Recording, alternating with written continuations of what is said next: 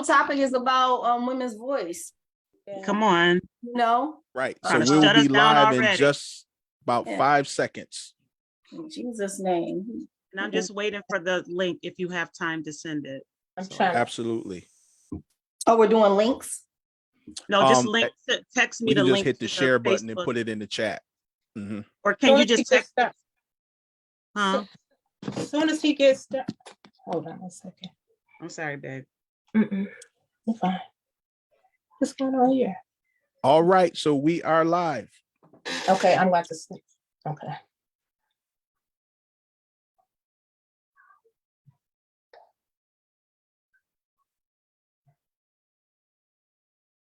Okay, I can hear myself. Okay, I'm sending it to. Okay, I can hear myself. Watch this.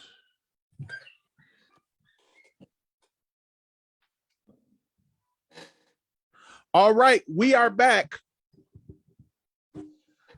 So everybody that's on Facebook, YouTube, tell me, can you hear us now? Everyone go ahead and talk in your mics and let's see if we can hear you. Can y'all hear us on Facebook? Hello, hello, hello. Hello, hello. Evening. Let us know really quickly out there. Let us know if you can hear all of our guests. Y'all They can guests, go hear us. ahead and say hello real quick. They can hear us, Minister. All right, Yes. we are back. So had a little technical difficulty, but we got that handled. They can hear us, Minister. Hey, all right. All right, here we go. Here we go. All right, so we did the introduction, so we know who everybody is on the panel. So we're going to go ahead and jump right on in to the conversation that we're going to talk about tonight. The title tonight, of course, is Hear Ye Her, the necessity and versatility of her voice. And one of the things that we understand is that the voice of the woman is so vital, is so necessary. You really can't have a strong, good society if we are not allowed to hear the voice of the woman, to hear what she has to say and how she views things. And while over time and over the years, we've seen that the woman's voice has almost tried to be silenced and tried to suppressed and pushed back. And it is something that is very dangerous to do because of the power. And as the title of our conversation says, that not only is it necessary, but their voice is so versatile. It can garner so many different responses given the situation, and it can change so many things. And so I want to go ahead and read one of the quotes that we're using for tonight, and I kind of want to start with that. Well, actually, no, before we start there, I want to go around the room and I just want each of you to just kind of tell us a little bit about what it is that you do, because all of you are career women, entrepreneur women, and you do so many things. And there may be people both in Western New York and even outside, because we have people who don't live in Western New York who get on this platform. So I just want you to tell us a little bit about who you are and what you do, because there may be something that you do that we didn't know you did. So we want to kind of know a little bit of what you do.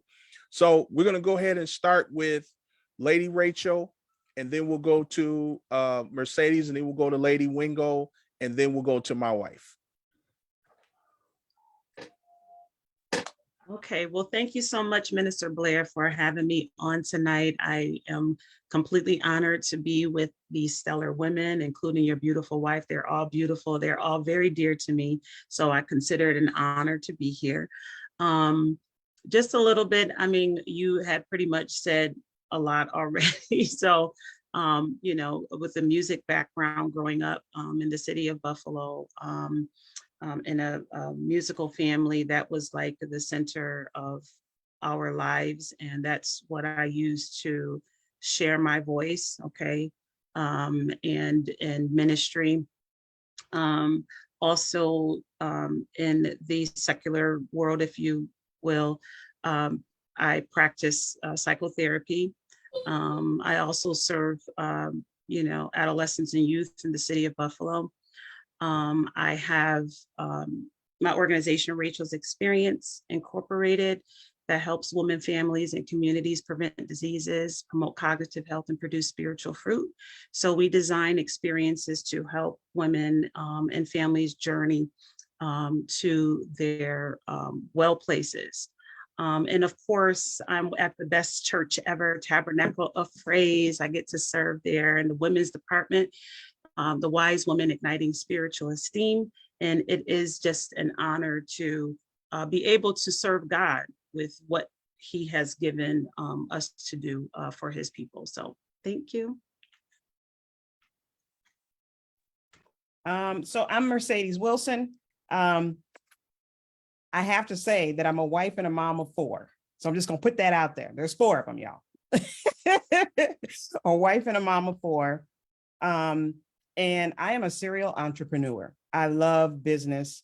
I love the hard work that goes into it. So I have a nonprofit organization called For Our Daughters that came from my battle with breast cancer, and that supports advocacy in young women and them learning how to speak up for their health and wellness. I also am the co-host of AM Buffalo on WKBW Channel 7. So Monday through Friday, you can catch Emily Lampa and I, actually Monday through Saturday, you can catch Emily Lampa and I at 10 a.m. Saturdays at 7:30, where we get to highlight people across Western New York, but mainly the Buffalo community. We have a lot of great people, places, and things in Buffalo. So we get to highlight all of that. And then I'm the founder of Sadie's Relish, which is a cha-cha relish. That was inspired, yes, Lady Wingo, that was inspired by my grandmother, Grace. She used to make it from her garden.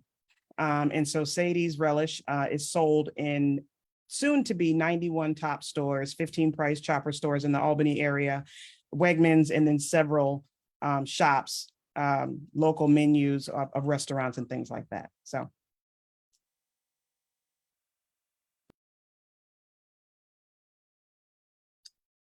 Evening.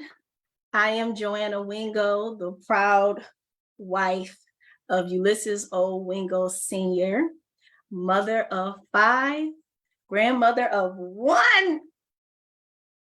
She's not 1 yet, so you can see why I'm new to this, but I think I'm gonna do a wonderful job with it. I am an educator for the past 19 years in the city of Buffalo and Western New York area, educating not just our youth, but parents and adults, those who have anything to do with young people. And just quite as it's kept, that's everyone, because everyone impacts our young people. So I'm the co-founder of Persistence Preparatory Charter School. And through that, we work to make sure what we offer to our children are culturally relevant and meet the needs, and we provide resources for them. I serve on many boards, but it's all to support our community. If you had to ask me what I do, I serve and I support. Even right now, whatever you're doing, I'm coming through and I'm supporting, because that's what we need. As well as I am a motivational speaker. So oftentimes I am asked to speak, and whatever my hands find to do, I do it to the glory of God. So God bless you. And thank you once again for having me as a panelist. I am extremely humbled for this opportunity. So come on, Tonette.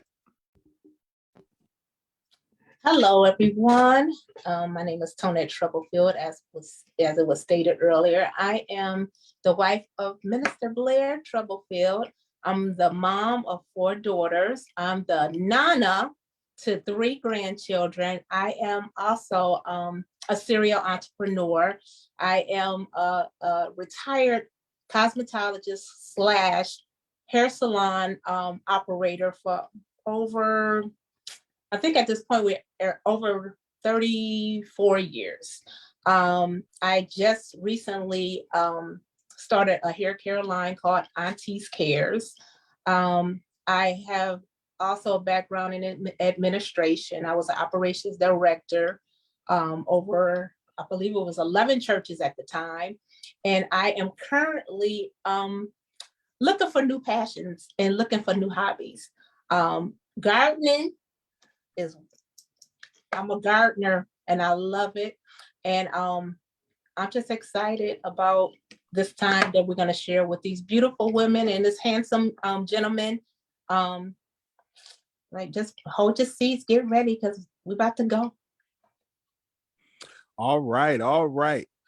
So we go ahead and dig right in a little bit more. So to everybody on Facebook, if you could do me a favor, please share this live right now. Go to that share button and share this live so that your friends and followers, and of course, as many ladies as possible that we can get on this live tonight, including the men. I see there's some brothers in the chat. So brothers in the chat, I need you to give these women some love. I need you to hype that chat up with some comments, and let's give these women some love. Let's show our women some love in that chat. So we're talking about the woman's voice tonight. And so I want to start with a couple of the quotes to get the conversation started. And so one quote says, "I raise up my voice, not so I can shout, but so that those without a voice can be heard. We cannot all succeed when half of us are held back." And that was said by Malaya Yousafzai. And then I want to use from our Vice President, Kamala Harris. She says this. She says, "You're going to walk into many rooms when you may be the only one who looks like you or who has had the experiences you've had. So use that voice and be strong." So the first question I want to ask all of you ladies was, what was the moment when you realized that you had a voice and that your voice needed to be heard? When was that moment, or what was the process that got you to that moment where you realized, I got a voice and my voice need to be heard? So I want to start with my wife this time, Tonette, and then we'll go to Lady Wingo, and then Mercedes, and then Lady Rachel.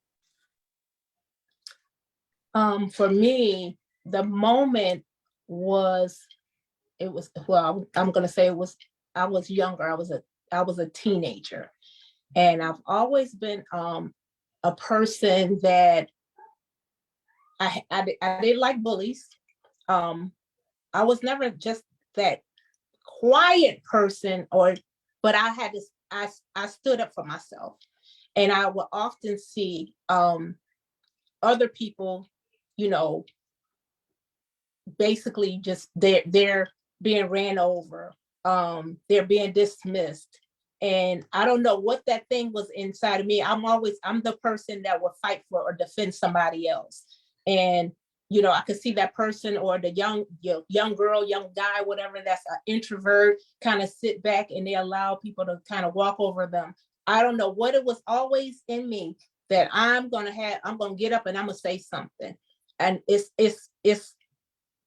to be honest, I was a little intimidated, but something stood in me that I would stand up sometimes more or less for other people versus even myself. I would fight for other people, or I would defend other people versus myself. But doing that and allowing that to be, I don't know what it did. It struck something up in me, and that made me realize that my voice matters and that I had something to say, and I will fight you. I will fight you. And I will fight for you. So it seems like it was something that was girded in me.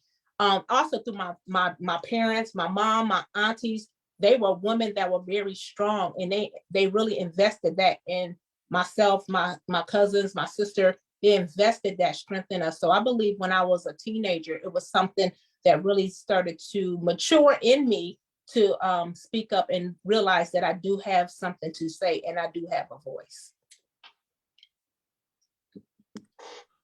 Awesome. Lady Wingo, I think you're next, right?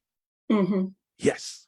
For me, I realized I had a voice when I no longer could use my mother's.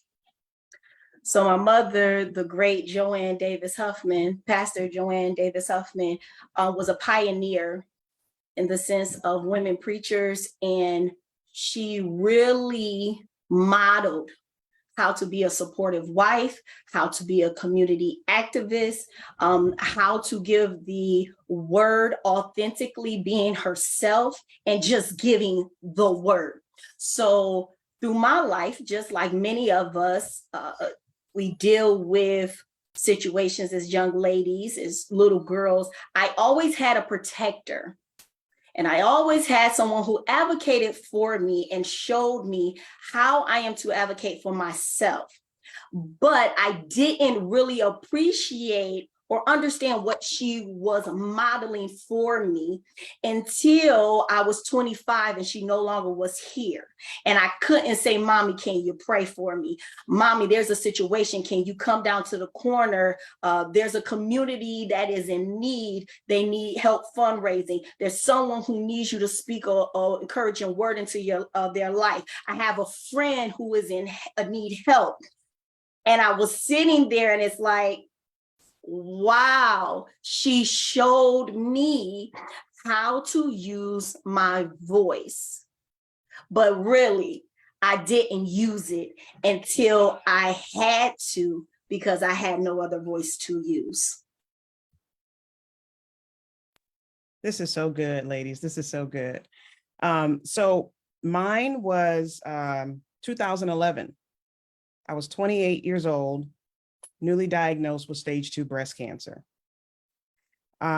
Newly divorced, so single mom of 2. And I had gone through my second chemo treatment and the doctors warned me that this would happen, but I lost all my hair. And I was standing in the mirror, just angry. And I was saying, why me? Why me? Why me? And in that moment, God said, why not you? So the shift happened when I was looking in the mirror, ready to break down. And I knew that everything that I had gone through, being sexually abused in my childhood, not having anyone to advocate or protect me, and then going through a divorce, being at one of the lowest points in my life, and then getting diagnosed with stage 2 breast cancer.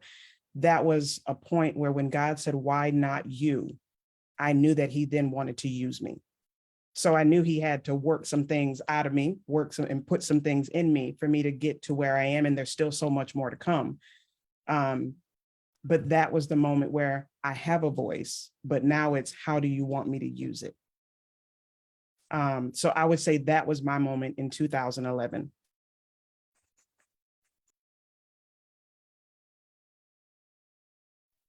Wow, this is amazing. I would have to say that I think that I knew that I had a voice when someone who cared, loved, nurtured, protected, guided, and encouraged me, informed me that I had a voice. And it wasn't just a voice to speak, but it was a voice to bring God glory.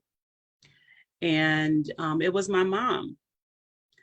And I'm pretty sure there's other moments in my life, experiences that I've had in my life that I had that, you know, oh my goodness moment, I have a voice. But I think maybe one of the first times I realized that was when my mom had brought my sisters and my brother into the room. And she said, y'all gonna sing this song. Y'all remember Commission? Come on. Okay. I'm going on in the name of the Lord, reaching for my goal, my eternal life's reward. God is a mighty fortress in the time of storm. So she brought us in the room, and we didn't know we could harmonize or anything like that. And she brought us in, and she made sure she gave us an opportunity to use our voice. And we used that voice in the community, and we realized that this was a God thing, that my voice wasn't given to me just to speak or just to sing, but it really was hinged on the responsibility and the purpose that God had given me.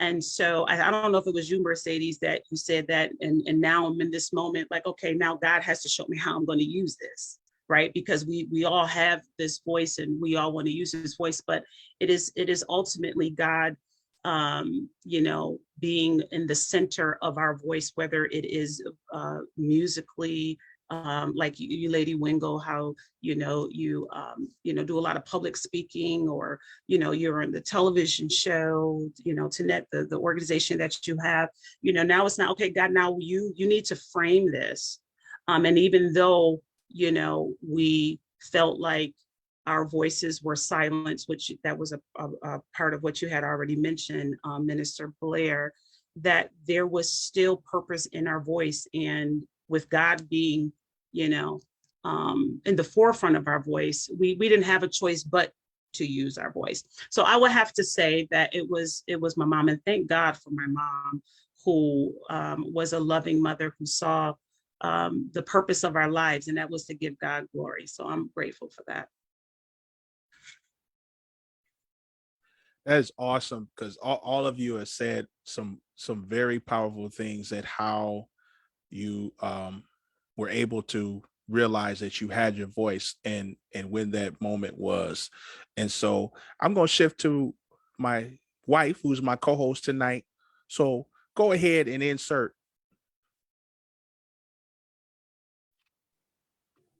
Hello, ladies. So one of the questions I want to ask, since each of you have such a phenomenal sphere of influence and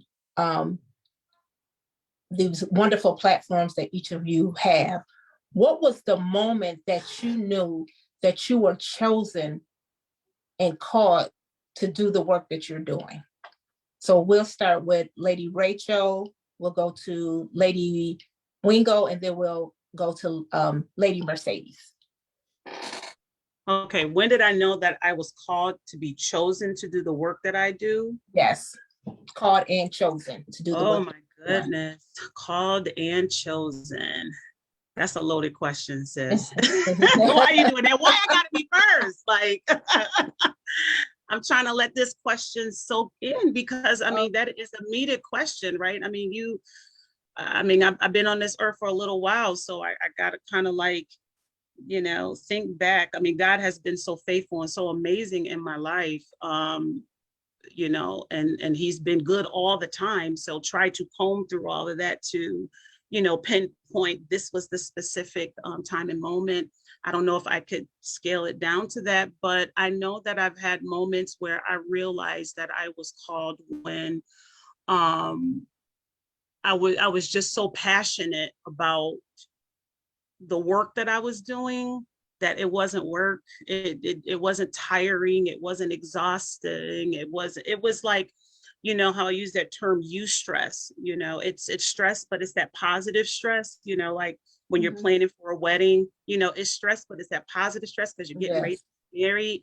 So I realized that when I work in the community, I mean, just, you know, growing up, you know, working at food pantries and cleaning up the community and serving women, serving at the church and the youth choir and all those kinds of things. It was like, it was a joy to do those things. It was truly a joy.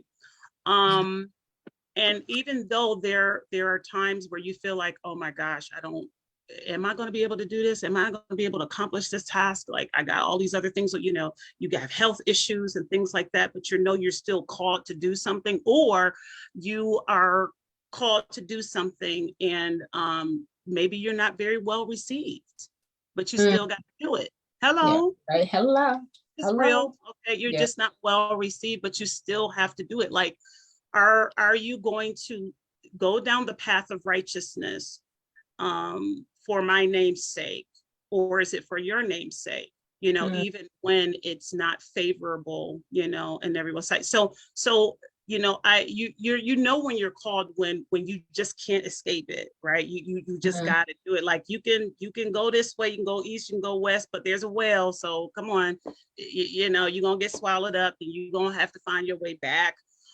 So I just think that you know, when I'm working in certain communities, like I love the brain. I love, you know, the functions of the brain and our minds and things like that. I'm very, very passionate about that. And, you know, I know that it is a divine experience to be able to learn about what God is doing in our bodies and to connect that to other people. And then to use music and to use melodies and to use touch and to use embrace and to be in a community of other women, say, yeah, I'm a woman too, I'm human too, I've been through this too, I've been through that too. So it's like you can't escape from what God has given you because it's in you. And no matter how challenging or difficult it gets, you have to do it. Right. Awesome. Lady Wingo, that's amazing. It truly was. Yes. So called and chosen. I'm one who would have that testimony, born and raised in church all my life. And fortunately, but unfortunately, at times we become desensitized to the word and we don't see how it applies in our life or when it's relevant. So when I experienced lows, lonely times, not depression, but states that if somebody else went through this, they would be depressed. I realized that God was making me and molding me, but I didn't know why. Mm-hmm. So now I do know I'm equipped, but for what? And then the doors open. Mm-hmm. Windows of opportunity. Mm-hmm. Favor. Start meeting people that I never would have met in my life. And when I opened my mouth, the knowledge, the experience, the anointing was there. Mm-hmm. And so it let me know, okay, God, I see this full picture. It's no more what the elders used to tell you. It was all about, I'm in this. And then being in it, I was led. So it was no longer just people coming to me, but God leading me to more opportunities or situations and challenges. Because I mean, we even see in the word, Jesus was led after he was baptized, he was led to the wilderness. Okay. So a lot of times people be like, oh, I'm about to do this. I have this wonderful idea. I have this passion. Kind of remind me of Sister Act when Whoopi Goldberg was talking to Lauryn Hill. And it was like, if you can't think of anything else when you wake up in the morning, when you're eating, you know, you're supposed to be a writer. I'm saying to you, you're supposed to be a singer. So when you can't think of anything else, that passion and that drive is there, but that doesn't mean it's going to be easy. Right. It doesn't mean there's not going to be a struggle. But when you persevere, when you don't, it doesn't matter and you don't care what other people have said or what it looks like or how they're going to judge you because you know why you're doing what you're doing, then you know you have been called and chosen. Because you're not trying to be somebody's favorite. You're not trying to be the influencer. You just trying to get it done because there's this burning in you that if I don't get this done, then I got to answer to something bigger. Or if I don't get this done, I'm going to regret it. Or if I don't get this done, I'm going to die. Sometimes it's that serious, it's that heavy. Because what you have to do, only you can do it because God put everything together, your experience. He equipped you with those drives, those passions, those highs, those lows, those mountains, those valleys for this time. So that for me, when I sit and I would look and once again, those lonely places, because that's when you get to reflect. It's like, oh God, this is where you put me. Okay. And then when you have to pray because you are feeling lonely, you are feeling kind of disheartened, you're planning an event and look like nobody's going to respond, nothing's coming together, but you're like, God, I know this idea was in my head. I saw the vision. And then you sit there, you reflect. And then those are those moments where it comes to you and it's like, no, this is what you were supposed to do. Yeah. I couldn't run from education. I literally ran. Everything I'm doing now, God is my witness. I ran from those things. I could not stand school for many reasons. Why the world is my day spent in a school now? Mhm.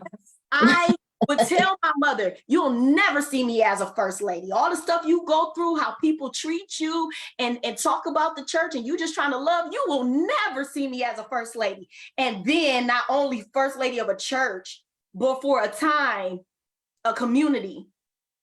Oh, okay. But in my states that I were in, now I can help others. And I learned how to pray. So a lot of times, believe it or not, I don't say anything because I'm praying, Mhm. you know. And so that's where it's like, okay, God, not only did you call and you chose me for this, but you equipped me. And so this is my assignment. Yes. I'm not going back for it. I'm going back down. Was that my 2 minutes? Sorry. Go on, listen. We're fine. Go. I love it. I love it. Fine. Yep. 2 minutes. Go ahead. Go ahead.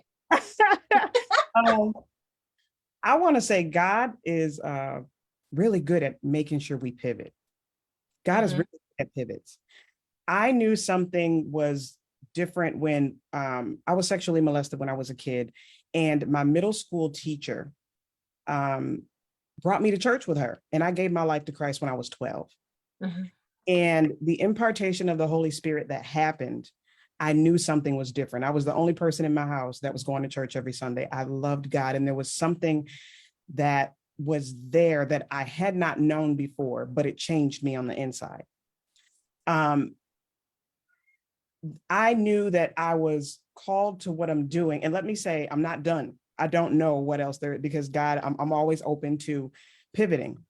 But I know that the fact that I delight myself in Him will give me the desires of my heart. And it's not giving me the desires, it means He will place them in. So the fact that I delight in Him, whenever I say yes, that's when I know something else is coming. Because, man, okay, so I need you to do this.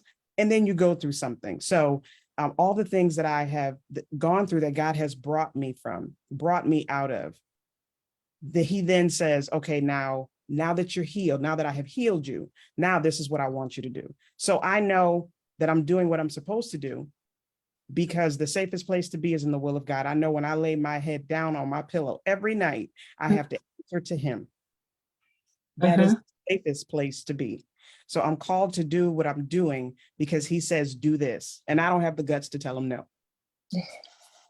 So I know that I am where I'm supposed to be, and that I'm called to this, and it may be for a season. I am perfectly okay with that. But God, I want to do what you have me do here, because just like Lady Wingo said, you start to meet people that you never would have met, but that's only because I'm in the will. You start to get different promotions that you never saw coming, but that's only because I said yes. That's the only reason. And so I'm called to do what I'm called to do this season in 2023. I can't speak for 2024 because I told God yes. That's how I know. Awesome. I a couple of days ago, Lady Rachel gave me the opportunity to do Bible study for the Wise Her Women at Tabernacle of Praise.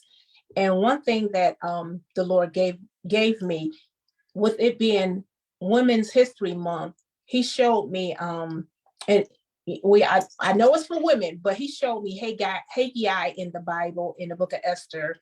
And Haggai was the eunuch or the guard to King Xerxes.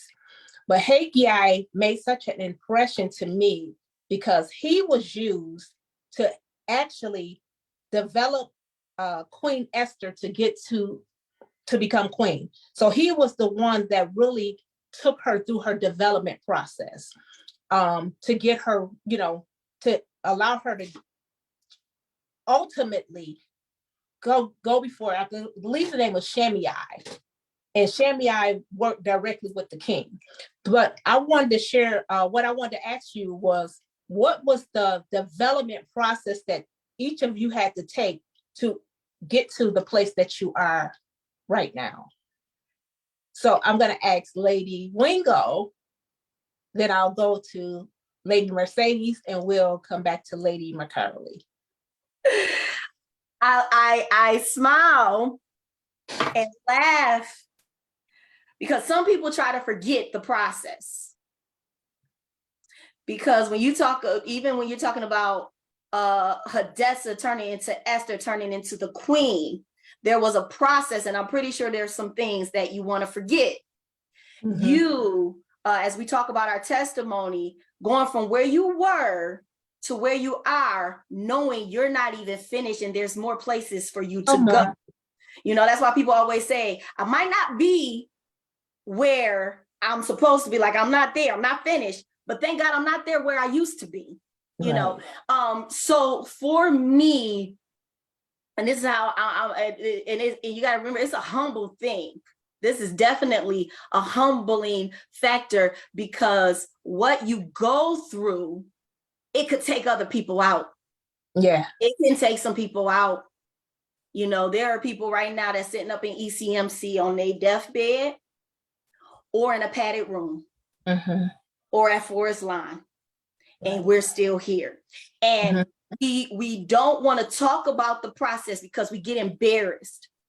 So for me, my process was seeing the hustle and the work, but not understand from my parents, but still living in a motel. It's the seeing the hustle and the work of my parents and the community and not seeing the growth manifest.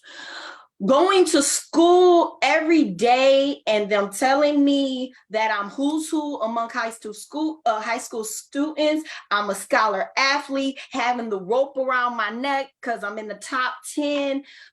And then going to a school for them to tell me the first semester, I can't get any credit because I'm honestly not there. And I'm looking back at my GPA like, hold on, honey got a 98.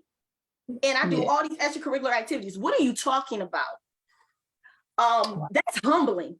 To have to see if I have a learning disability, to relearn words because I do not pronounce them well, and yet I speak. Ooh, okay, whatever. That's humbling because everything that I could be ashamed of, what makes me vulnerable, that's what God uses. I'm saying something to somebody, and I'm not trying to go there. But what you think, Moses thought he couldn't stand before Pharaoh, the most powerful person who used to be his brother, didn't think he could stand before him because he stuttered. And you want me to say something to him? Tell me to fight him. Tell me to do something else. But you want me to say something? So absolutely everything that I was embarrassed about, God would encourage me, and I was forced to say it. Being delivered from, I was a very, you do something to me, I wanted something to get done to you. That's deliverance. Learning how to forgive, because it almost seemed for a season, I just saw hits after hits of people I loved. And myself being bullied. That's a strong thing. And I know we talk about it now, we just use that word and we just say it like it's nothing. But when you go into environments already defensive on a regular basis, and I'm talking about school, and you're being bullied and belittled, and you already feel like you're not at the level of everybody else. So first of all, you didn't need to even point it out. I already felt that way. But being able to use that. And so my process was to always remember that it's because of God. And I do appreciate my parents letting me, teaching me that I don't care if it's a drunk on the street or the president of the United States, everybody gets treated the same. But it only takes one decision. And if it wasn't for the grace of God, there go I. And so with that mindset, I just everything that has happened is like, God, what are you trying? What do I need to learn in this? Because I don't like taking the test twice. What do I need to learn? What do you need to refine in me? Is it my mouth? Is it my thoughts? Is it the way I was praying? Because sometimes I was praying, it was like, girl, that is not a prayer. You really asking God to go get somebody. That is not okay. Not okay. Reading the word and it's beating you up and it's like, okay, let me pull it back. And even now, being a mother, I'm looking at pictures of when I was younger and it's like, girl, get yourself together. And it's like, wait, you are together. Pause. Don't be letting that stuff enter your mind. I'm talking about over here talking about losing 20 pounds. What, girl, go sit down somewhere and eat some relish. You like it? Look at that plug. I did, didn't I? Support. But for me, really, the process was everything from my childhood, even now, because I'm still being refined. Because as you said, Sister Mercedes, it's not over.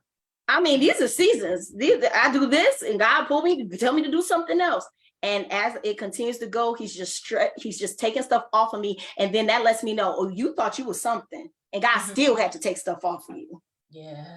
Ooh, come on. Woo. Lady Mercedes, what you got? Do I really have to go after that? Okay, so I'm just going to repeat. The safest place to be is in the will of God. That is the safest place to be. The thing I loved about Esther is Esther continuously asked Haggai, what does the king like? Yes. She wanted to learn what the king liked before she approached him. I want to know what God likes. I want to know what he wants. Anything that I do, I will fail myself. I am not good at picking men. I am not good at picking jobs. I am not good at picking anything unless I know what the king likes. Right. So that was the one thing I loved about her is when Haggai he was preparing her, or she was being prepared for the king, but all she wanted to know was, is this going to please him? And so the points in my life was when God broke me down and I had to say, okay, God, what do you want? And I had to learn that my testimony was not something that I should have been ashamed of or should be ashamed of. So I'm going to beat you at telling my story. By me telling my story, I'm telling you what God has done for me. So for a long time, I hid what I had gone through. And then God said, why are you hiding what I've delivered you from? So I'm going to beat you at telling my story. And I want to know what the king likes. And I never go wrong in that because God places the right people at the right time in the right place to receive it so that he can continue to do what he is so good at, which is healing and restoring and building. He's just using. Yes. So that's all I got. I love that. I love that. Lady Rachel. Wow, that was beautiful, Mercedes and Lady Wingo. What am I gonna do with y'all? I don't know, but I was thinking about that scripture that says, in this world we will have trouble. And a lot of trouble we've experienced. You know, this is Women's History Month. We're, focusing on women. And I don't know why we getting time limits. This is a women's session. We like this, what we do. Okay, we talk, but we gonna do the best we can. We gonna do what we do. All respect to you, beautiful, and to Minister Blair. All respect. It's right. But in this world we will have trouble, and what a weight as women we have experienced. What a weight! What trouble we have witnessed and had to endure and had to carry and had to deal with for so long, and still continuing to deal with that, right? And so that is part of the process of why we're here in the locker room, right? Is that we are exposed to the cruelties of this world. We are exposed to the emotional injury, to the physical injury to our bodies as women. We are constantly exposed to a toxic masculine world, an extreme feminist kind of approach to things, that we used that word earlier, that silenced us. And so how can you journey to know, Sister Mercedes Wilson, that, it is God's will ultimately, when it's like, how is God's will? And this landlord kicking me out of my house, I'm going to be kicked out of my house unless I get an abortion. How is it the Lord's will when, I'm being controlled by the opposite sex? You got women now who feel, so oppressed in their journey, in the process of being who God called them to be, because not just because we've dealt with the oppression, of the opposite sex for so long, telling us what we can't do, who we are, who we're not, no, we're just good for domestic engineering. That's what we're just good for. How could we know that it's God's will in the middle of that oppression, in the middle of that difficult, in the middle of that pushback, in the middle of you putting the limitations on me, saying that, no, I can't do this. No, I can't be this. And not only are we processing and we're journeying through that, and we're learning about who we are through that. But now I was listening to someone a while ago talk about the struggles of our identity as women, right? So you got this one end of the spectrum where you have, men making us feel that we are lower than them. And then, they use this term in the Bible, the weaker vessel, as if, we're not intellectually equal to you. And don't get me wrong, I have a lot of respect for the role of the man.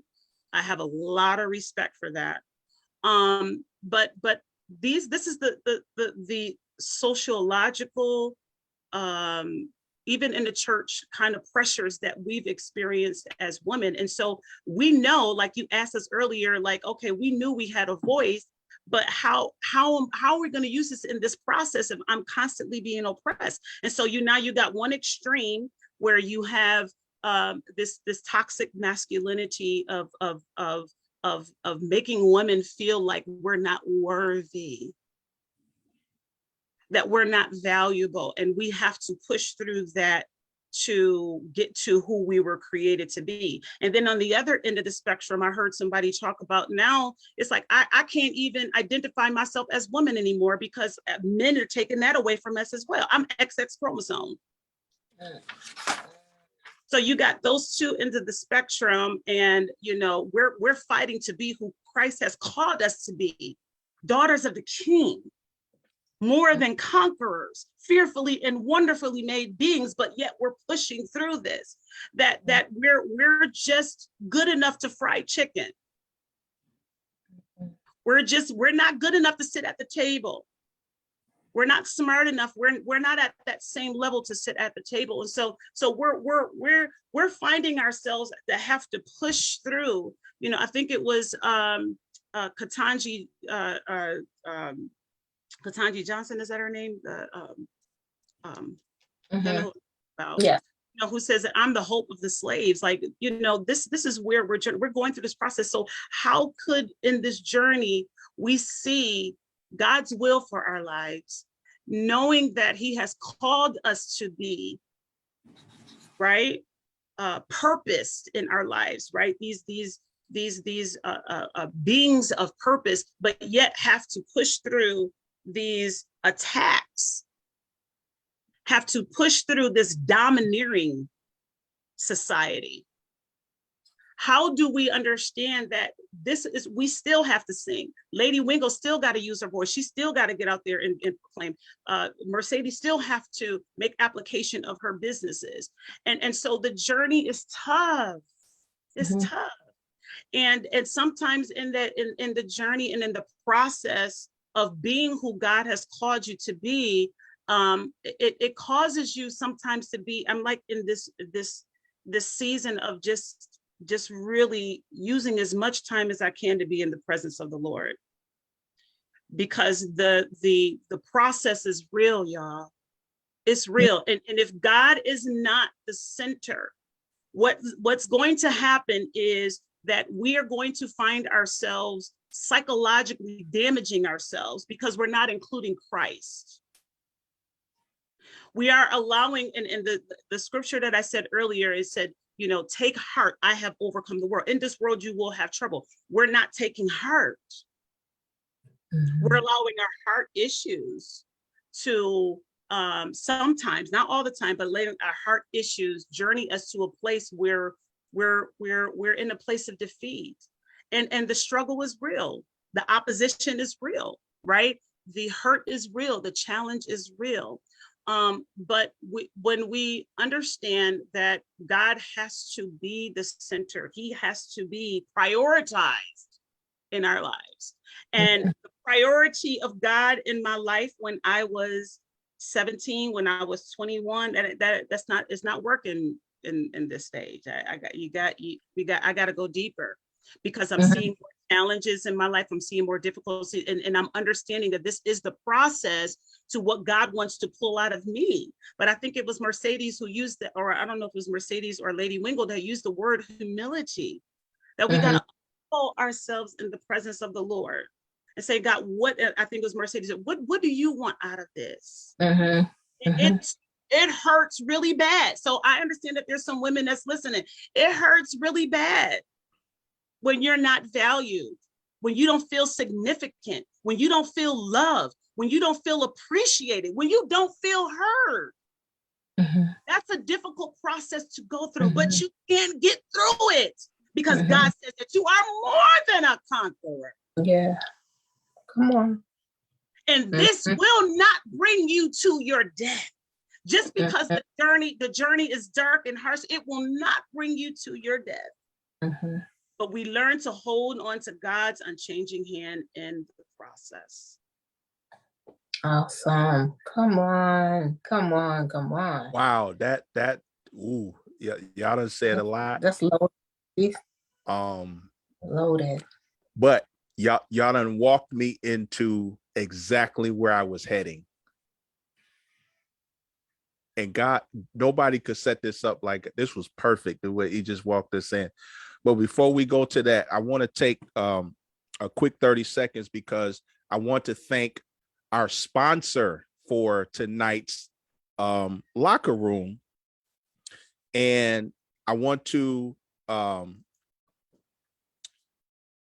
thank Jasmine Robinson, who is the owner of Soho Shoes and Apparel. And so she is our sponsor for tonight's locker room. And we thank her. She has some wonderful stuff on her site. And so, ladies, you know, you love shoes. You like to have that nice, trendy stuff. You want to go to her site tonight or sometime this week and go on there and shop and support. She is our oldest daughter, and she is a young entrepreneur out here. She is doing it. She's going after it. And so I have pinned in the comments that there is a locker room special available on the site in honor of the ladies' locker room tonight. And it is 50% off the entire site. And you just use the promo code LKRM50. And I have pinned it in the comments on Facebook. So click that link, go to the site and use that locker room promo code and go on and get you some stuff, ladies. Spring is here. Summer is coming. So go on and get you some stuff from Soho Shoes. And we thank Jazz for being our sponsor for tonight's show. So here we go. So on the locker room, I like to get a little dicey sometime. Like to go on and get a little dicey. And so Lady Rachel walked us right into it. And so I want to go ahead for a minute and I want to talk about the oppression and domineering that women have dealt with from men.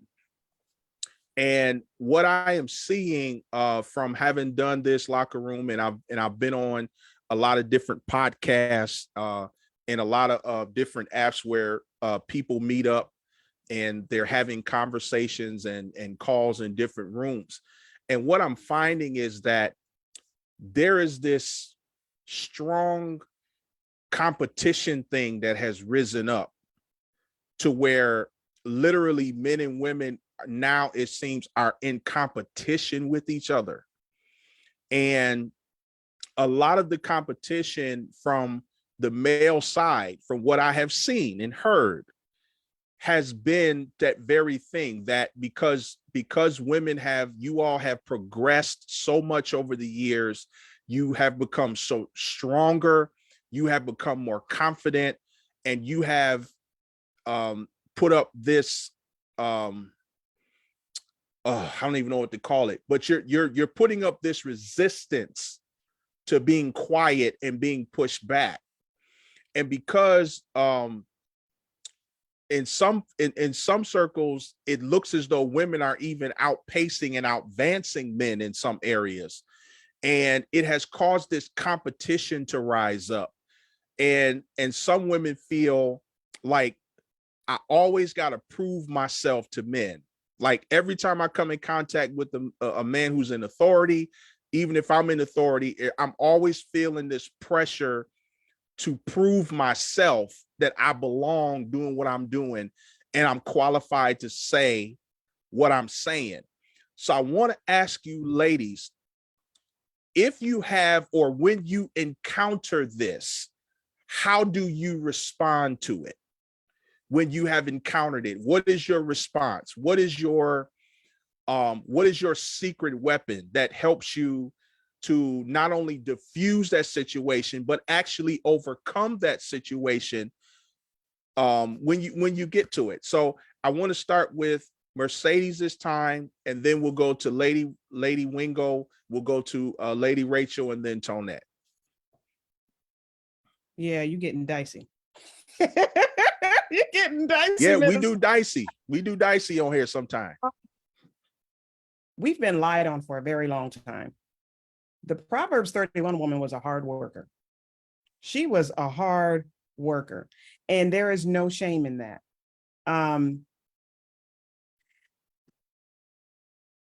Right now, it seems as though, and we hear it a lot, you women are just doing way too much. When you have been deprived of something for so long, and you have not been given the opportunity, that pendulum is going to swing, and it's going to swing hard. There has been a lack of respect in that. So what I do is, to be honest, I don't say much. I keep working, because I'm not here to prove a point to anyone. My husband knows. Wouldn't you want somebody that's a hard worker behind you? Like with me and my husband together, there's nothing that he can't do, and there's nothing that I can't do, because we have each other.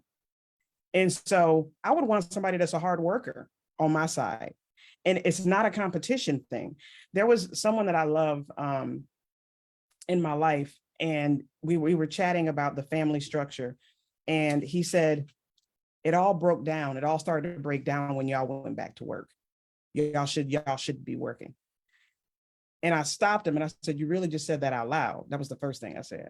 But the second thing I said was, no, it broke down when you thought we were supposed to do it ourselves. And having a conversation, I learned about him and how he was like, you're right. My dad was never there. It was only my mom, and I was missing him. And that caused, breakdown. It's supposed to be done together. It is supposed to be done together.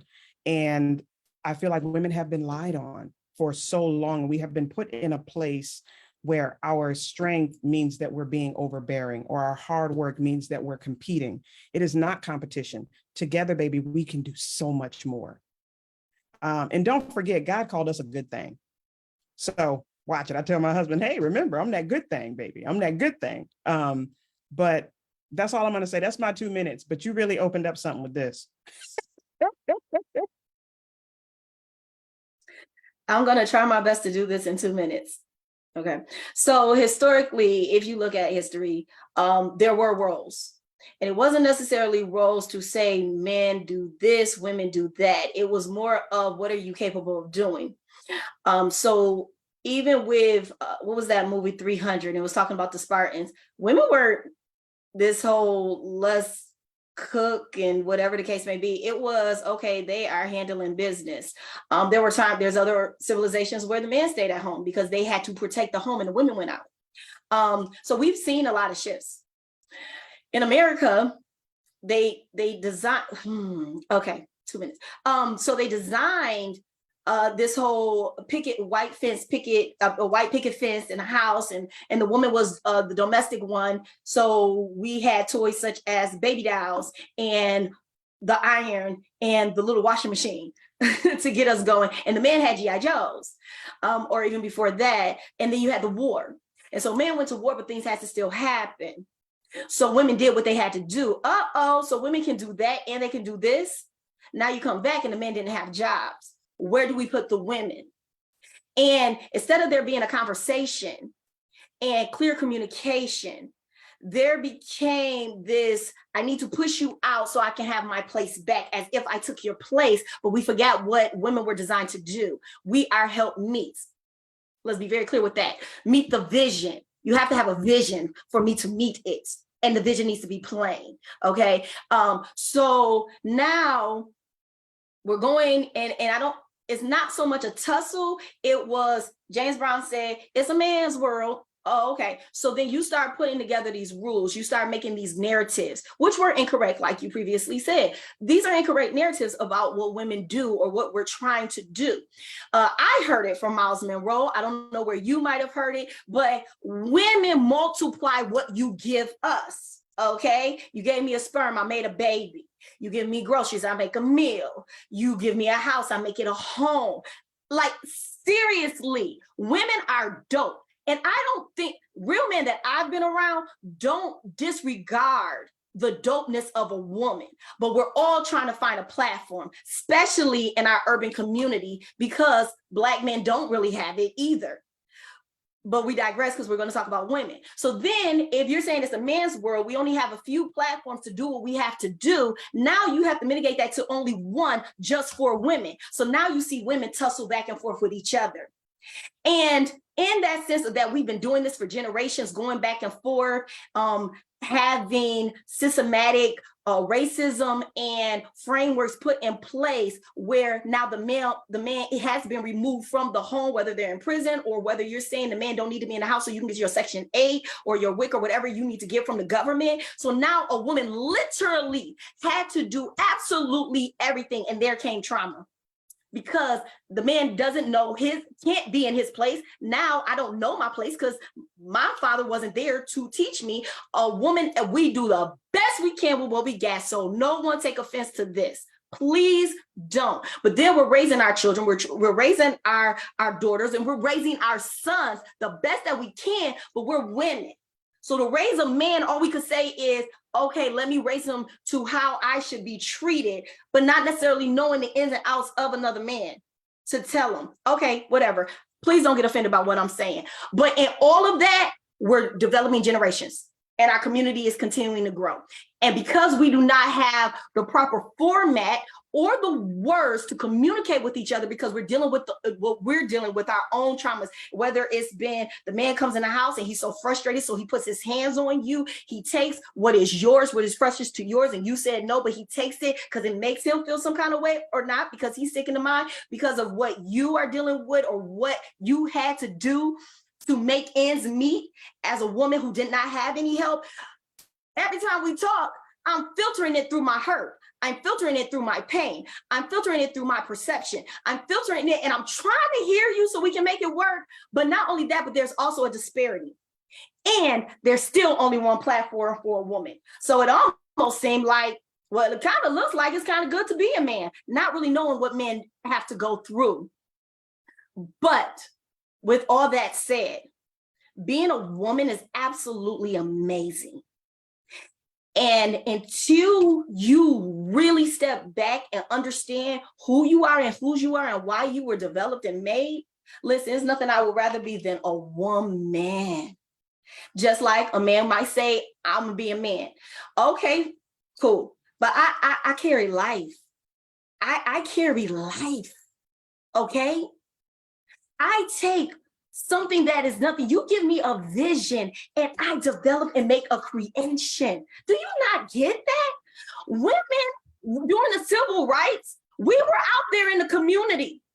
We technically, because I hear it all the time when people talking about Jefferson and Utica and in our community, how it was, how the mom and pop stores and you had the doctors, we all looked alike, we all was in the neighborhood, you was checking the children when they was walking through the streets. You know, community schools is not new. We just going back to it. But we all were there for each other. And it showed the strength when we came together and we communicated as one. And everybody was like, well, this is my place. This is my role. Not trying to make this a gender thing, but this is what's in me, what I've been chosen to do, what I've been called to do, what I've been designed to do, what I've been built to do. And we was moving mountains. And that's why they went to destroy. Always look at what's being divided and you'll find where the strength lies. Because the enemy's going to come to try to divide what can tear it down. But we're not paying attention to that. So we continue to just talk and we go back and forth. And understanding that it's not just male versus a female thing. A lot of times we're too busy arguing with other women. Growing up, what we doing? In the room and you looking me up and down for what? You're beautiful, I'm beautiful. Keep it moving.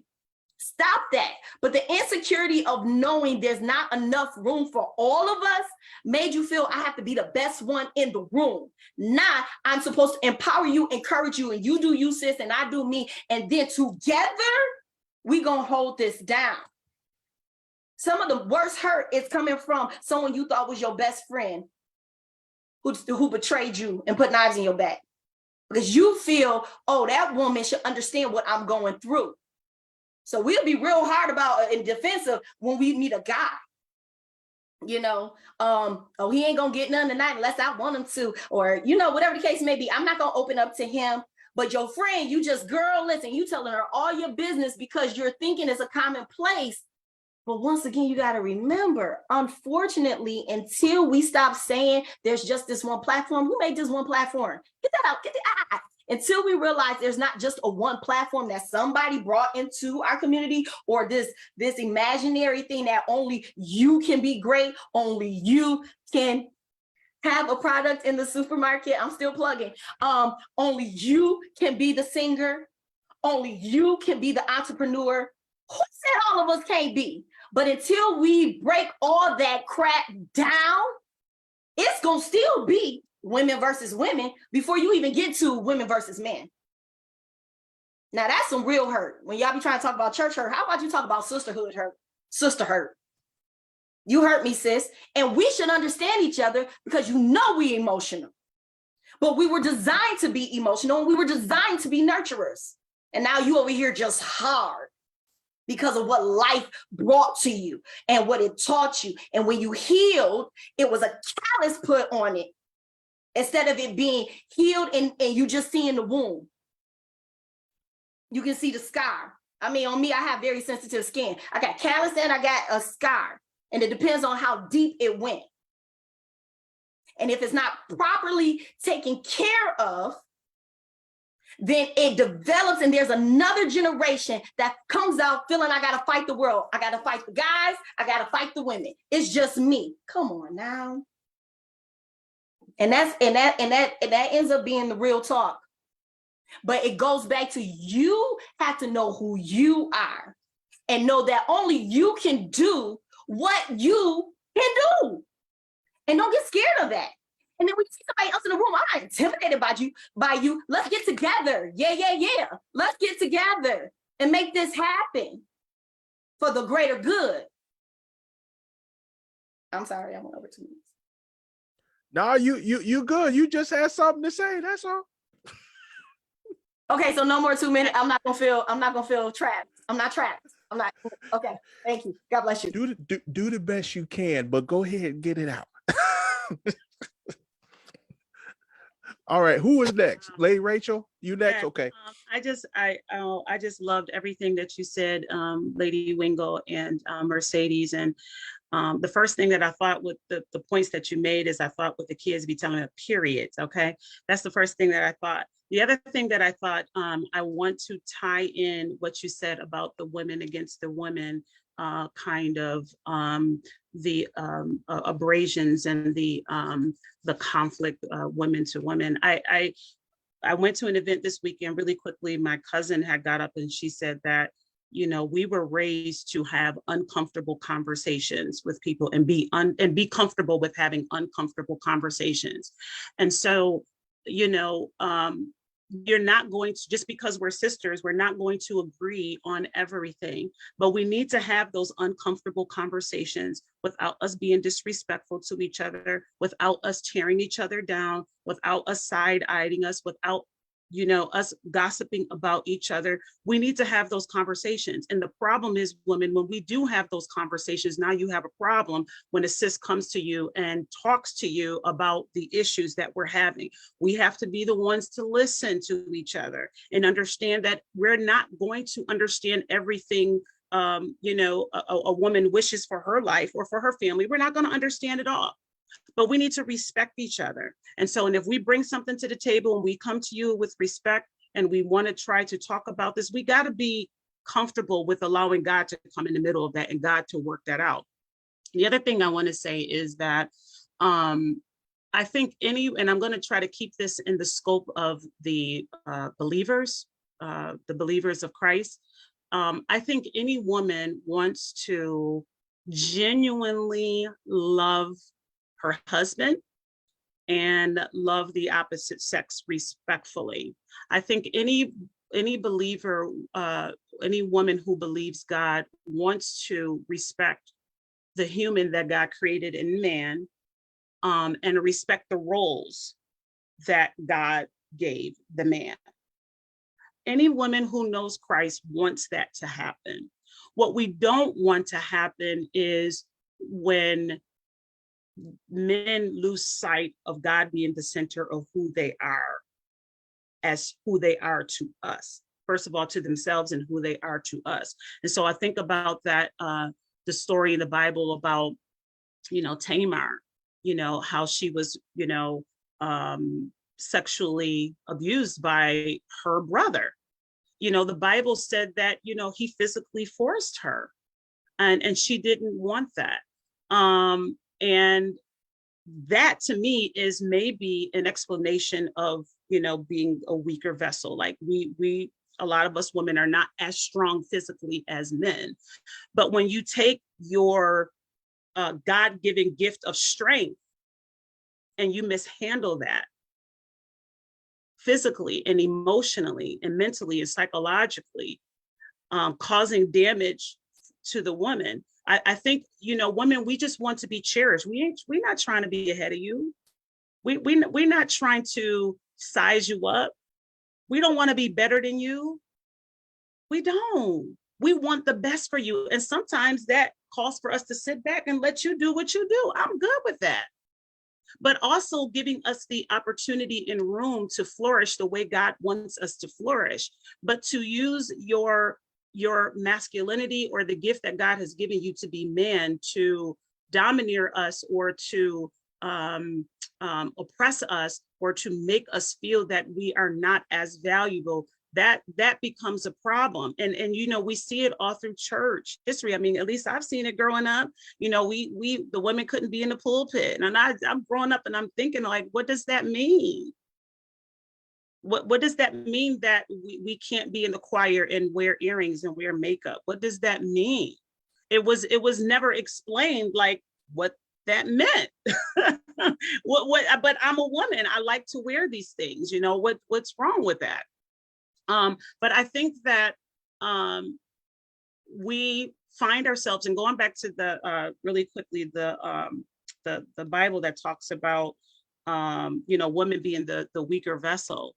You know, I was listening to a podcast and they were talking about a church, how they were saying that women are more prone to depression and anxiety and all those kinds of things, because we're the weaker vessel. That's what they were saying. That's what they really believed. And that was the message that they were giving to the congregation, that because women are the weaker vessels, they're going to be these, poor souls that are always crying, anxious. So we got to do something about it, men.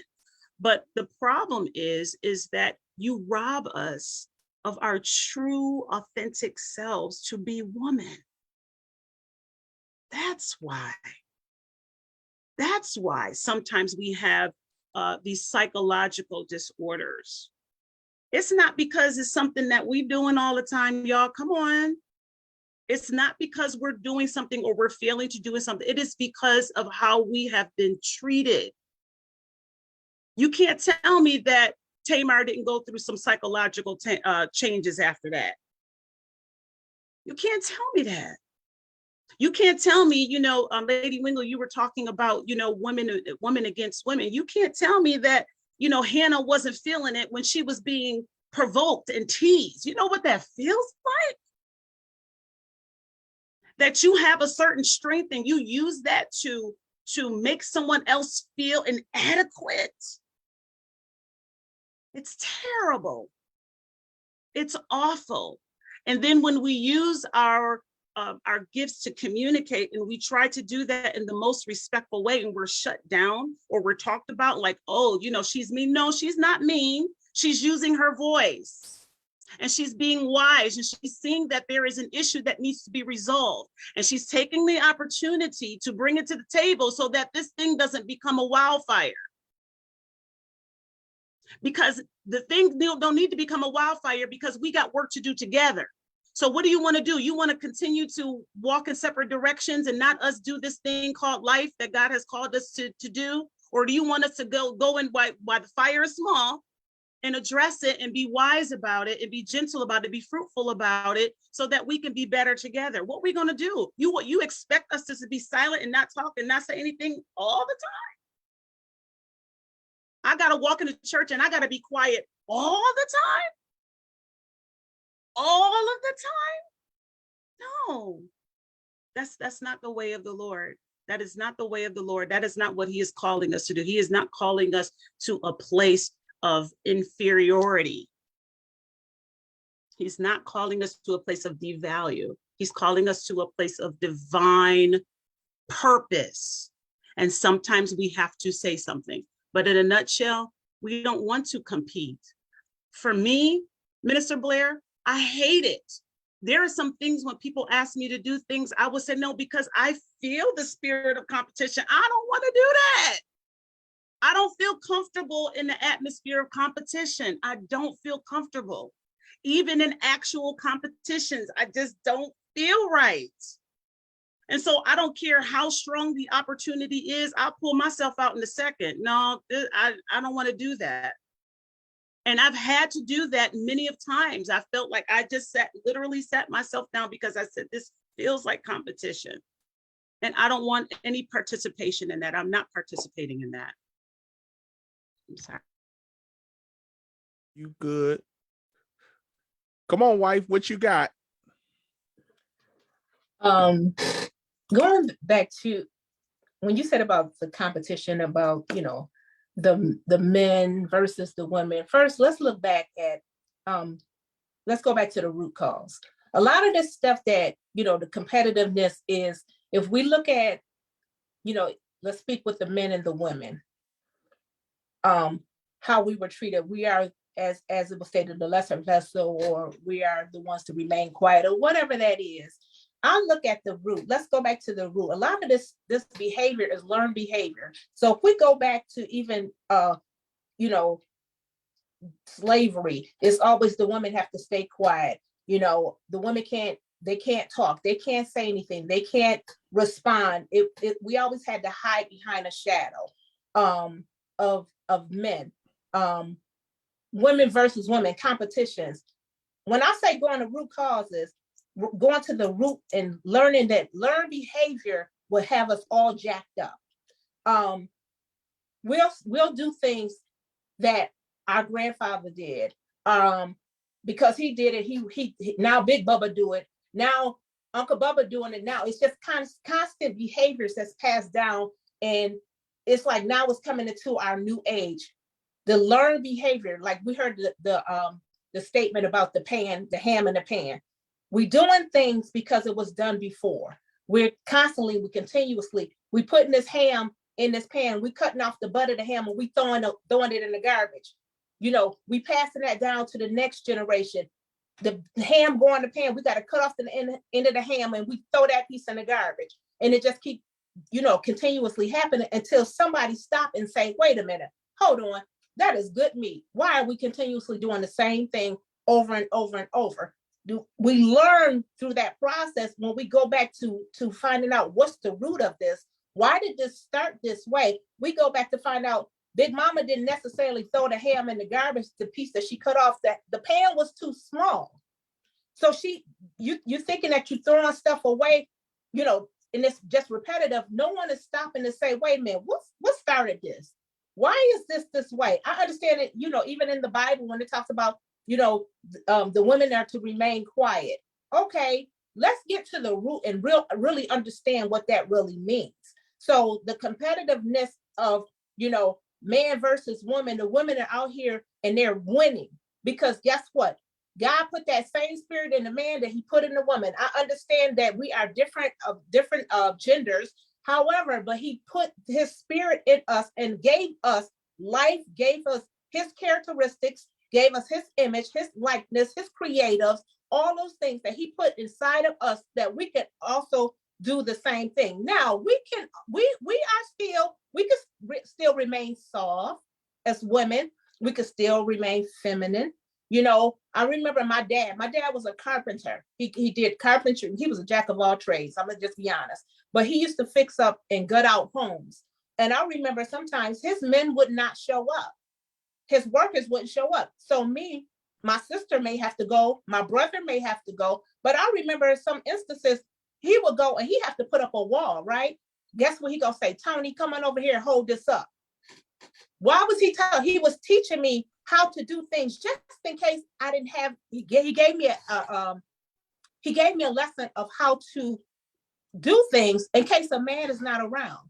It didn't make me have to become masculine, but he also gave me another trade to learn and some things that he taught us how to do it. Now, do I have to show my husband or act like to my husband, I got this? No, I can still be the lady, but guess what? I just have another gift or another, another trade or another hobby of doing something and being creative. I don't get this competitive stuff. And honestly, I don't get involved with it purposely because it goes back to also, who are we? Knowing who we are. I don't have to compete against nobody. I don't have to compete against no woman, and I don't have to compete against a man. I don't have to do that because I'm assured of who I am. I'm not going to be in that rat race and trying to show up and trying to show people out. That's not who I am.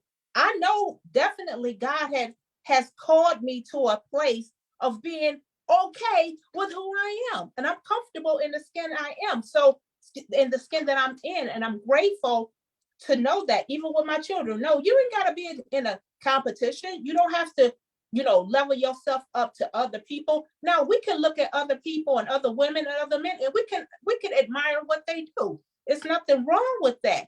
I believe it really shows us who we genuinely are. And so, even, and I'm going in the church arena, we have a voice reading and, learning who God is to us. He uses the women just as well as he uses the men. God is no respecter person. I understand what people say and, their thoughts, but I'm like, if we really, was in the mind and had to develop the mind of Christ and really ask God, as Lady Mercedes said, ask God, what do you want? Who am I? Because really what God was showing Hadassah/Esther is who she really is. It wasn't because it didn't matter where she came from. It didn't matter anything about that. It didn't matter about the abandonment. It didn't matter about anything. It's who he created us to be. And using those mishaps or those times those uncertainties, that pain, all of those things, that abandonment, that whatever it is, that being an orphan, whatever it is, God allowing us to use those as stepping stones to become who we are. And guess what? He allowed us to survive it to become who we are. I always, because I said I'm gonna be the first one. Lady Wingo said, you're gonna tell your story and you want to be the one to tell the story. I tell my own story because I want the truth to be what it is, and it come out the horse's mouth. When I was stricken with this I'm legally blind, and many people don't know that, I don't think, but I tell the story that this is God. He allowed this to happen for me. I can care less about what people, I can't hardly see you anyway, so it don't matter what you looking at me like. I don't care what you think about me, but I'm grateful to God that he allowed opportunities like this to step on so he can be glorified, so he can be honored and glorified with what is going on in my life. That even in the midst of circumstances, trials, uncertainties, and all types of things, God is still God. And he allowed us to even go through this process to gain spiritual muscle, to allow us to know who he is and what he can do. And he allowed, even when, I can't remember which one said about God allowing us to go through this refining process. God allowed Hadassah, Esther, to go through that refining process to get to her place of public display and public reveal. And I'm grateful that God allowed each of us to have a story and have a process that we're going through, that even in the process, while we are still there and we haven't reached our final destination, that's when we transition. But God allowed us to go through the process to let other people know that, guess what, you can make it as well. That no matter what has happened, no matter what they say, we ain't got to compete with nobody. We don't have to compete. I know I'm not. I ain't wasting my time. And that's realistic because I understand the value of time.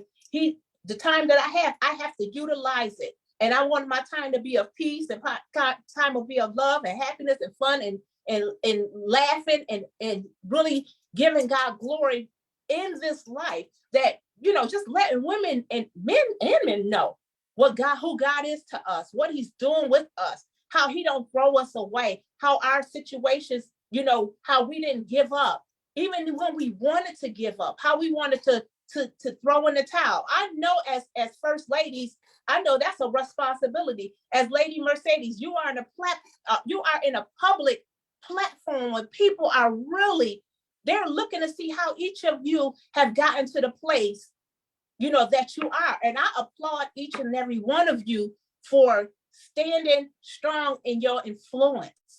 And I'm honored to even share this platform with each of you, because we got some women out here that could be real messy, but I'm grateful that we have women of God that really set a standard and really show that you can be classy, you could be soft, you could be beautiful. You have the platform, and you're being responsible with your platform to give God glory. Now I know, we sometimes we gotta do correction and all those things, but I'm grateful that God allowed us, women with our melanin beautiful skin, to show his glory, that we can still be the women that he called us to be.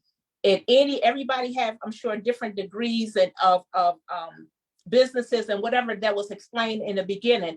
But I'm grateful for God allowing each of you to give you the privilege and the honor to showcase who he is. So that's all I wanted to say. Thank y'all.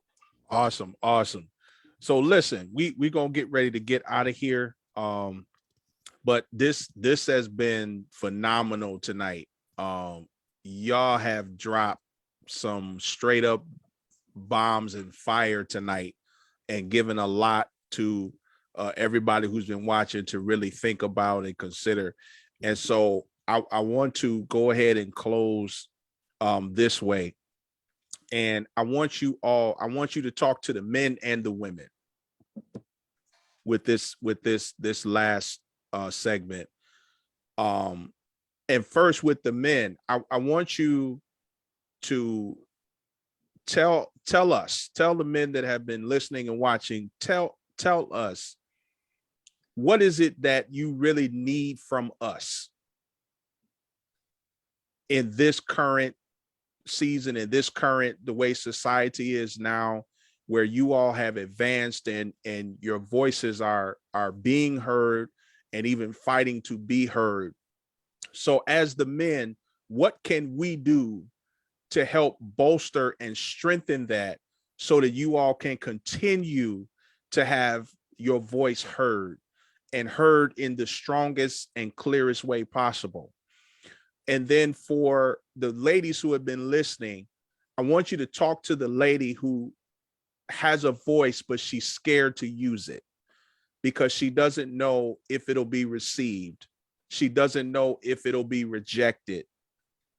And she has something to say. She has gifts. She has abilities.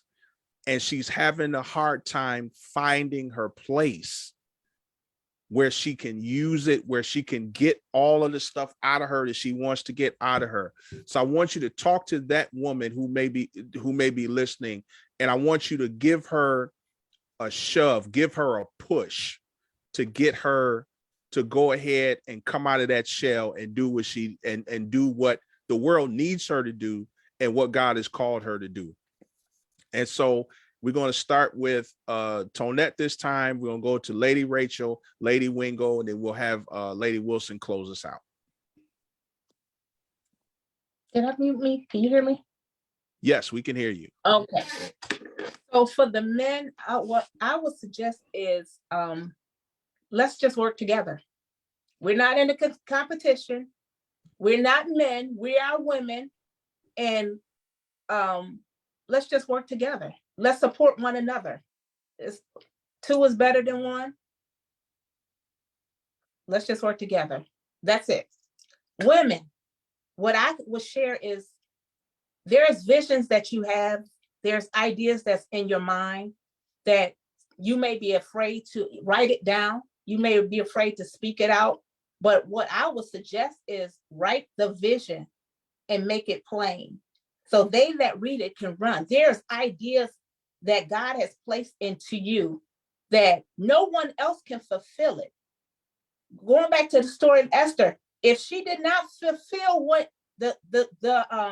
her purpose, a whole entire nation could have been lost. You are somebody's answer. No matter what's going on beside you, no matter who's running beside you, who it don't matter even who's supporting you.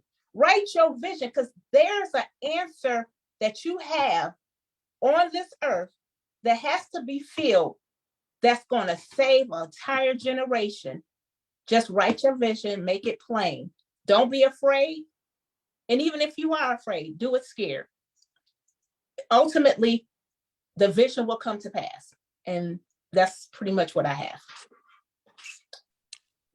All right. Come on, Lady Rachel. Amen. Amen, Sister Tonette. The first thing that popped up in my head to the men is what can we do to serve you? Because I think deep down in our hearts, we want you to be so in love with Christ that he's shaping your identity. He's shaping your ideas. He's shaping who you are supposed to be in him. That is my hope for the men, is that you become so in sync with Christ that there's no denying of how, first of all, to take care of yourselves and how to take care of the women. Let's keep our women pure, men. Let's keep them physically, sexually pure. Keep them psychologically, emotionally pure. Let's put aside playing the games and manipulation. Not saying that all men are doing this, but I'm just using the stories that I hear often. Let's put aside the manipulation. Let's put aside the control. And let's use Christ in our lives to show us how to take care, first of all, of yourself and how you can take care of women. Husbands, love and cherish your wife. Love and cherish your wife. This is not something that we're just saying out of our mouths, but this is God's will. Cherish your wife. We don't want your prayers to be hindered. We want your prayers to be heard, because we know God hears your prayers. So keep us pure, cherish us, love us, respect us, give us an opportunity to be the woman that God has created to be. And guess what, men, if you feel that, there is a conflict there, there's an issue there, let's have a verbal exchange. Let's converse about it. Let's talk about it. Let's plan. Let's get to a place where we have an understanding. Women, those who are afraid, I understand. I know about that fear. And I was going to say exactly what Sister Tonette says, that you have to move forward even when you are afraid, because your life depends on it. Because the Bible says that he did not give us the spirit of fear, right? We do have the emotion of fear in us. There is nothing that we can do to escape that. You can't escape that. Fear is going to be there, but he did not give you the spirit of fear. So I'm encouraging you, women, to link up with someone who can assist you, who can help you, who can come alongside you, build you up, encourage you, be there for you, pray with you, agree with you, to be what God has called you to be. And that fear thing is not a comfortable thing to feel, but it's there. And the only way you're going to combat it is with the Spirit of God, his Holy Spirit, his love, his joy, his peace, his long suffering, his gentleness, his meekness.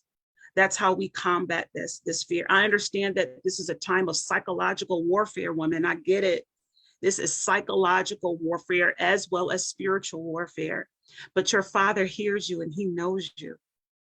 And he has something awesome and something wonderful for you. And I ask that you would take out a moment before you rest, before you go to sleep tonight. God, I make myself available to you. Sister Mercedes said it earlier. You have my yes. And even though that's a scary thing to say, I promise you, you will not be disappointed what God has for you. I love y'all. Amen. Lady Wingo, come on. I'm coming. Here I am. I'm reminded, and Pastor has spoke on this, that in Genesis, and when I say pastor, I mean my pastor, Pastor Ulysses Wingo Sr. At Antioch Baptist Church, is that God in Genesis made man, and he gave men 4 hours. He gave man a residence, so have a place. As a resident, he gave him a residence. He gave him a responsibility, a job. He gave him rules, meaning he is dictated, his life aligns to the word of God or to a state or a system of rules. And once those 3 things, he received his reward, which is woman, who is there to help you meet your need. It's very important for men to lock in on who they are for those 3 hours before you link up with a woman. Don't stand in your masculinity and in your manhood.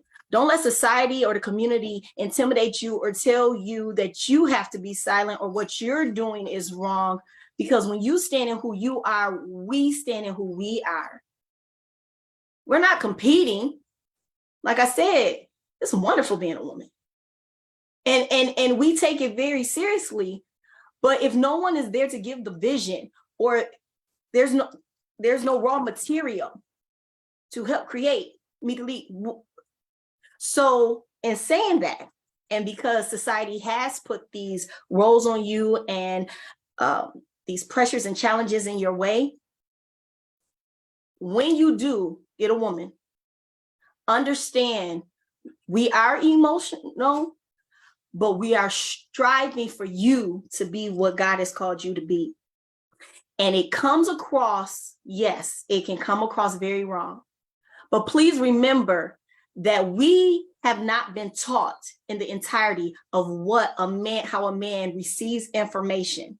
It's so much focus on happy wife, happy life. It's so much focus on during the time of the month, take care of the woman. It's so much focus on how to calm a woman down. No one's really sitting with little girls and young ladies and telling them this is a man and this is how you are with a man. So now we have women and we love you and we want to support you. We just don't know how. And if you don't communicate that to us, we're going to continue to do what we're doing. And if you don't know how to communicate that, or you and the woman you are with, you can't talk about it and you don't have the tools, there's nothing wrong with getting a counselor. There's nothing wrong with getting a mediator. There's nothing wrong with getting a therapist. And for my women, as we talked about being called and chosen and equipped to do this work, you are going to go into rooms where you're the only person that looks like you, because you are the only person with your unique set of skills. And you were put in that position to speak up for those who are not in that room, but still can relate to you. And so don't be fearful. Don't second guess yourself. Stand in the promise of God, stand in the conviction of God put me here, and you don't rely on nothing else but on God. Don't worry about it. If he brought you to it, he will see you through it, and he will continue to bless you. Yea, though I walk through the valley of the shadow of death, I'll fear no evil, for thou art with me. His rod and staff may comfort me. And then it goes on. He even prepares a table in the presence of my enemy. For me. So don't you worry about what anybody's saying. Don't worry about what people, if they giving you the side eye. Don't worry about who's trying to say no. If God say yes, it's a yes. You can't close no door that God opens. You can't close no window that God opens. If God say yes, it's a yes. So take comfort in that. Stay locked and stepped into God. Pray that he orders your steps, and not only are you in his will, but you are synchronized in his timing. You never want to be where God was. You want to be where he is and where he is going. God bless you. Mine is short and sweet and to the point, because these lovely ladies have said it all. Y'all have said it all. It has been such an honor to sit with y'all. To the men, it is amazing what we can accomplish together when you are running after God for yourself. When you are in the complete will of God, and I am seeking God for myself, when God brings us together, we can't be stopped. So that's to the men. To the women, two things. There's something you have that we need.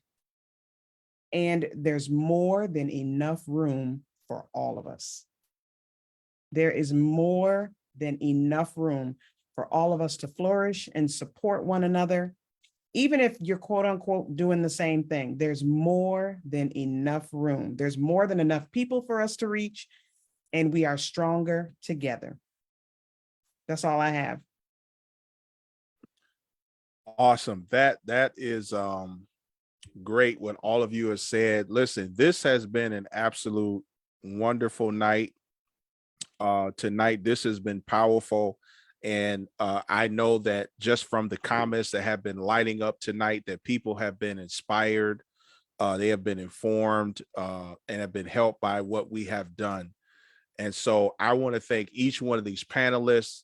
You all were phenomenal tonight. Thank you for being on the Locker Room as we focused and celebrated women this month, as we head to the close of Women's History Month. And we wanted to make sure that we did some justice for the ladies this month, and really celebrating and really hearing what you all have had to say, because you all said so much tonight. And so we're grateful to everyone who has been on Facebook. Want to thank you for joining in and hanging with us tonight, even through the technical issues. We thank you for hanging with us tonight. And as we close out, I just want to say this, as I was sitting here listening, and I just really felt led. I want to say to every woman, wherever you're listening, every woman who have been devalued, you've been underappreciated, you have been pushed aside, you've been hurt mentally, physically, emotionally. I just want to say to you, on behalf of the men and those people, I want to tell you that we're sorry. I want to tell you and ask you to forgive us for what happened to you, for what was done to you, for whatever reason. And I want to tell you that you are more valuable than you really know. You are so appreciated for who you are, for your contribution that you have made, because you are loaded with such hidden treasure. There's so much untapped and untouched treasure from God that is on the inside of you. And tonight, I want you to be encouraged. I want you to be uplifted. I want you to be strengthened. I want you to let you know that you are a blessed person, that everything about you and about who you are, it matters more than you can even know. And I would hope and pray that after tonight, that you will find the courage to stand up, to stand out, and to go be who you are and be the woman that you have been made and created to be, so that you can make the impact on the world that you are supposed to make. And I want to say, on behalf of the men, we love you. We appreciate you. We do cherish you, because without you, life is not the same. Life is missing so much when you are not in it and when you are not a part of it. So let me say this: we need y'all. And God has placed a need in us for you. So not only do we want you to be a part of our lives, but we want you to go as far as you can go. We want you to go as high as you can go. We want you to accomplish everything that you can possibly accomplish. Everything you can think of, you want you to do. We want you to do it. Every height that you believe you can ascend to, we want you to ascend to it. And if need be, we will be the rocket to get you there. Because you mean and you matter so much. So with that said, we thank you. We love you. We appreciate you. Thank you, Facebook. Thank you, YouTube, for hanging with us tonight. We want you to tune in next month. We will be back with another locker room session with more content, with more great panelists, more great conversation. And so be watching your social media for the dates and what we'll be talking about. Thanks again to our sponsor, SohoShoes.com, and my daughter, Jasmine. Thank you for sponsoring the show tonight. Make sure you go to the site and take advantage of that promo code. It's 50% off. Okay. And I know y'all like sales. I know y'all like sales. So go and take advantage of that on the website tonight. Make sure go to the store and get that Sadie's relish. Go get that relish and have it so you can put it on everything. It's in the store. Now hurry up, because it's going fast. Okay. I still can't find it on the shelf. So hurry up, go get that relish, and let's support her, and let's support Lady Rachel. I believe she has Rachel's Experience, which is for women. So go to her site or her Facebook page, reach out to her so that you can be a part of that. That is a very positive and powerful association that she has. I think association. There it is. See, make sure you go and connect with her and be with other women who can empower you and strengthen you. And then, of course, Lady Wilson, she's got a ton of stuff going on. So you want to check her social media page, find out what she's doing, find out what Lady Wingo's doing, find out my wife, Tonette. She's got her hair care line and a whole bunch of other stuff. So get with these women, support them, connect with them, and stay in touch with them as we continue to move forward and do powerful things. So we thank y'all. My guests on Zoom, hang on for about 2 minutes, but we're going to end the live on Facebook. Facebook, we love y'all. YouTube, we love y'all. And we'll see you next time on the Locker Room. Good night.